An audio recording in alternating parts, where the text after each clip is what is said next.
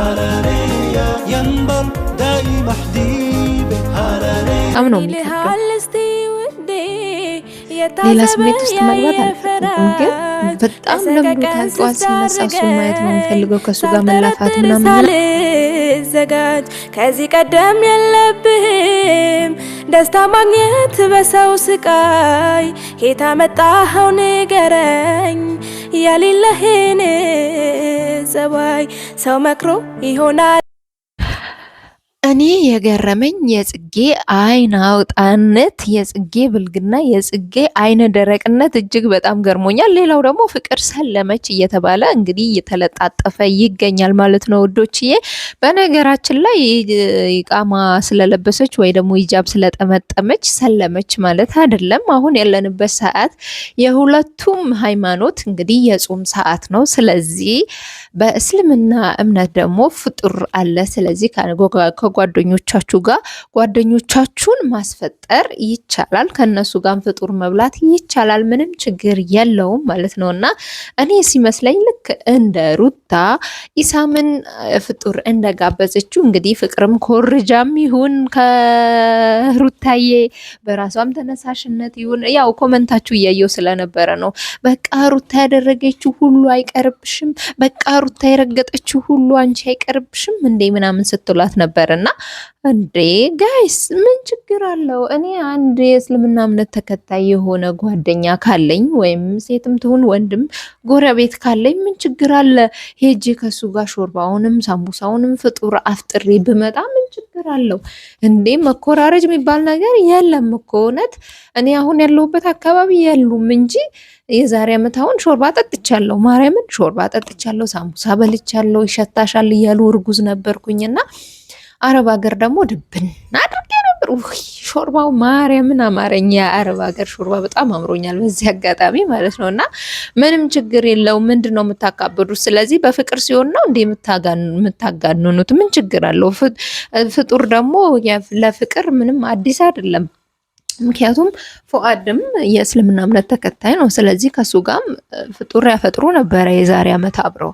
ስለዚህ ያን ያክል የሚጋነን ነገር አይደለም ማለት ነውና እናላችሁ ደግሞ ጽጌ ማለት ነው። ጽጌ እውነት እኔ አንጀቴን እርር እንዳደረግሽው እንደው ብዬ ብራገም በዚህ ጾም ኃጢአት ይሆንብኛልና አልራገምም ማለት ነውና አንቺ ቢያንስ ትንሽ ማፈር የሚባል ነገር አልፈጠረብሽም እንዴ? ፈጣሪ ትንሽ እንኳን አታፍሪም እንዴ? ጀብድ እንደሰራና ትክክል ነገር እንደሰራ ሰው ደረትሽ ነፍተሽ በቃ ትክክል ነኝ በቃ ልቀርበው ፈልጌ ስላፈቀርኩት ምናምን ብለሽ ታወሪያለሽ? አታፍሪም? ማፈሪያ ነሽ አንቺ። ድሮም ሩታ ያዘችው ነገር ሁሉ ያምርሻል። ዋይ ለምን እንደሆነ አላቅም። ለዚህም ነው የሩታን ህይወት ለመበጥበጥ ቆርጠሽ የተነሳሽው። ለነገሩ ተሳካላችሁ እኮ ተሳካላችሁ። አብርሃምና ሩታ ለማለያየት ነበር እቅዳችሁ።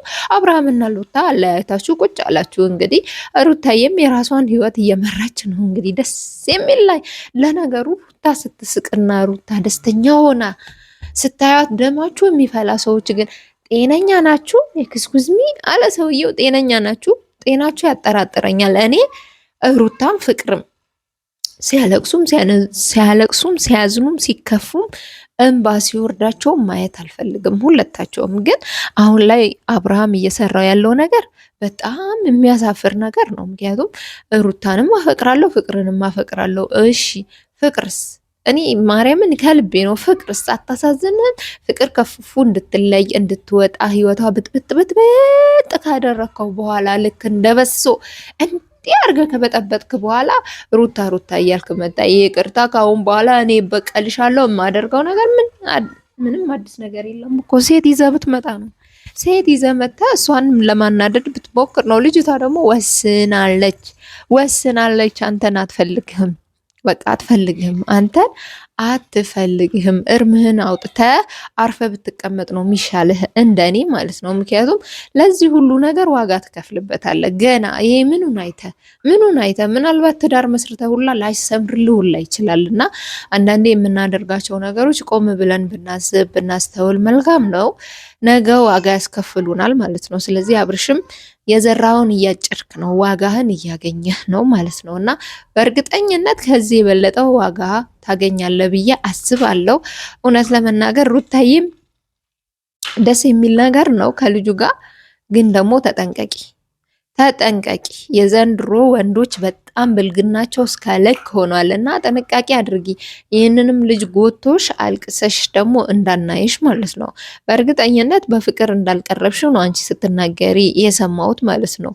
በጓደኝነትም ቢሆን ያው ሴት ነሽና ምን እንደሚፈጠር አይታወቅም። ጥንቃቄ አድርጊ። እንደዚህ ስልሽ ግን ልጁ ክፉ ነው፣ ልጁ ሌላ ነገር ያደርጋል ብዬ አይደለም። ግን ምንም ቢሆን ወንድ ነው ለማለት አክል ነው እንጂ ልጁ እንግዲህ በጽጌ እንደዛ ተዳብሶ እንደዛ ተደርጎ ራሱ ስሜቱን አሸንፎት ሌላ ነገር አላደረገም። ግን ደግሞ አንቺ ስትሆኝና እሷ ስትሆን ይለያያል ብዬ አስባለሁ። ምክንያቱም ጽጌ እንደተላከችም እንግዲህ ገምቶ ነበረ እሱና አለመውደቁ ፈተናውን ማለፉ እኔ አኩርቶኛል።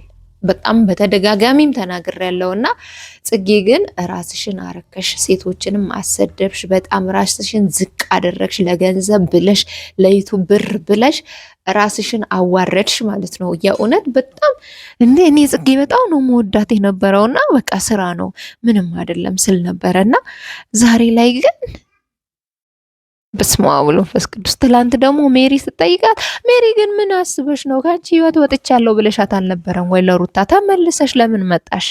አየሩ ጠረረ? አይዲያ ጠፋ ወይስ አውቀሽ ነበረ?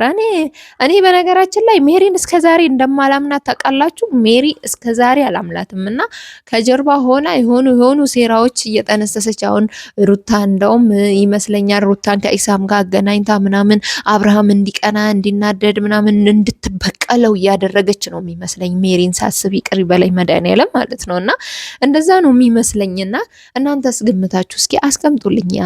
ሀሳብ አስተያየታችሁ አነባለሁ። ያው አነባለሁ አላነብም አልልም። ስትሰድቡኝም እያነበብኩኝ ነው፣ ስትመርቁኝም እያነበብኩኝ ነው፣ እሰይ የእጅሽ ነውም ስትሉኝ አሜን እያልኩኝ ነው። እና እውነት ለመናገር ያን ያክል የእጅሽ ነው የሚያስብል ስራ አልሰራውም። ግን ደግሞ የተፈጠረው ነገር በጣም አዝኛለሁ፣ በጣም ልቤ ተሰብሯል። አዎ በጣም ተከፍቻለሁ። ግን ደግሞ ይህም ቀን ያልፋል፣ ነገ የተሻለ ቀን ይመጣልና እኔ ከሩታ ብዙ የተማርኳቸው ነገሮች አሉ። ግን የሩታው እንትን ካልሆነ ነው ማለት ሰው ገፋፍቷት ምናምን ለበቀል ምናምን ካልሆነ እኔ ባሌን መበቀል አልፈልግም። ግን ከሱ በልጬ ከሱ የተሻለ ሆኜ በሁሉም ነገር የተሻለ ሆኜ ማሳየትን እፈልጋለሁ እንጂ ወዲያው ወንድ ይዤ መጥቼ እሱን ለመበቀል ምናምን እርምጃ አልወስድም። እንግዲህ ሩታዬም እንደዛ ከሆነ ያደረገችው ተሳስታለች። ምክንያቱም በመበቀል ምንም የምታመጣው ነገር የለምና የተሻለች ሆና ማሳየት ነው እንጂ ያለባት እሱን ለማናደድ፣ እሱን ለማበሳጨት፣ እሱን ወደ እሷ ለማምጣት ምን አባቱ ጥርግ ብሎ እሄዳለሁ ካለ ጥርግ ይበል። በእርግጥ ያናድዳል። አብሶ ደግሞ እንደኔ ወልዳችሁ ሲሆን ሲንግል ማም ሊሆን ነው እንዴ ብላችሁ ታስባላችሁ። እና ብቻ ሁላችሁም በጸሎታችሁ አስቡኝ። ያስቀየምኳችሁም ያስከፋችሁም የበደልኳችሁም ካለ በዚህ አጋጣሚ ይቅርታ መጠየቅ እፈልጋለሁ። ግን እኔ በማውቀው ልክ ማንንም አልነካሁም፣ ማንንም አልበደልኩም። ግን በድለሻል ካላችሁኝ ደግሞ በስህተትም በድያችሁ ከሆነ እውነት ለመናገር በጣም ይቅርታ አድርጉልኝና ለትዳሬ ጸሎት ብታደርጉልኝ ደስ ይለኛል። ምክንያቱም ትዳሬን ማጣት አልፈልግም። አንደኛ ልጅ በመካከላችን ስላለ ልጄን ያላባት ማሳደግ አልፈልግም። ልጄ አባቴስ ብሎ ሲጠይቀኝ አይ እንዲህ በዚህ ምክንያት ተጣላሁት ሴት ይዞ መጣ ምናምን ብዬ መጥፎ ታሪክን ላወርሰው ወይም ላወራው አልፈልግም እና ስለዚህ ልጄ ከእናቱም ከአባቱም ጋር እንዲያድግ ስለምፈልግ በቻልኩት መጠን ነገሮችን ለመቋቋምና አላቅም። ማርያምን ግን ይከብዳል እውነት ለመናገር በጣም ምን ይልሃል እስቲ ውዴ የታዘበ ያየ ፈራጅ ለሰቀቀን ስትዳርገኝ ሳልጠረጥር ሳልዘጋጅ ከዚህ ቀደም የለብህም